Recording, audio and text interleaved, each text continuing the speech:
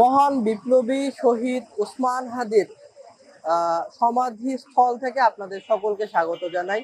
প্রিয় দর্শক, অত্যন্ত দুঃখ ভারাক্রান্ত একটি মন নিয়ে আপনাদের সামনে আমি এখন হাজির হয়েছি। আমি এই মুহূর্তে অবস্থান করছি ঢাকা বিশ্ববিদ্যালয়ের কেন্দ্রীয় জামে মসজিদের পাশে, যেখানে জাতীয় কবি কাজী নজরুল ইসলামের সমাধি আছে। তার পাশেই জুলাই আন্দোলনের অত্যন্ত প্রভাবশালী একজন নেতা এবং ইনকিলাব মঞ্চের মুখপাত্র শহীদ ওসমান হাদিকে সমাধিস্থ করা হয়েছে। তার সমাধিস্থলে দাঁড়িয়ে যে প্রতিজ্ঞাটি আপনাদের সামনে করতে চাই সেটি হলো, সকলেই যেটি বলছেন যে ইনসাফের বাংলাদেশ প্রতিষ্ঠিত হলেই শহীদ ওসমান হাদির আত্মা শান্তি পাবে। 24-এর গণ আন্দোলনের প্রথম সারির একজন নেতা ছিলেন শহীদ ওসমান হাদি।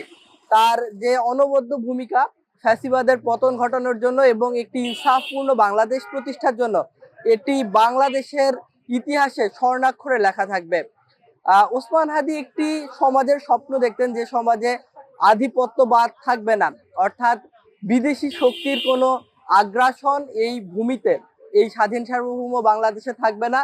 পিন্ডি নয়, দিল্লি নয়, সবার আগে ঢাকা, সবার আগে বাংলাদেশ, অর্থাৎ আধিপত্যবাদ বিরোধী একটি স্বাধীন সার্বভৌম বাংলাদেশের স্বপ্ন দেখতেন শরীফ ওসমান হাদি।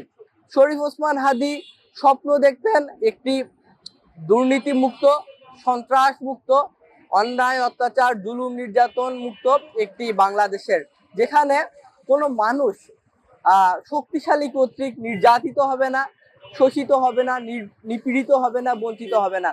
তিনি স্বপ্ন দেখতেন মহান জাতীয় সংসদে প্রবেশ করার, কারণ মহান জাতীয় সংসদ এমন একটি জায়গা যেখান থেকে এই বাংলাদেশ কিভাবে পরিচালিত হবে সেই আইনটি পাশ করা হয়, এবং ওই হাউসটিতে যে আইন পাশ করা হয় সেই আইনেই মূলত বাংলাদেশ চলে। তো ওসমান হাদির এক সংসদ সদস্য হওয়ার একটি ইচ্ছে ছিল, এবং তিনি বাংলাদেশের মানুষের জন্য সাম্যের আইন প্রতিষ্ঠার লক্ষ্য নিয়েই মহান জাতীয় সংসদে যাওয়ার একটি প্রত্যয় তার বুকের মধ্যে ছিল।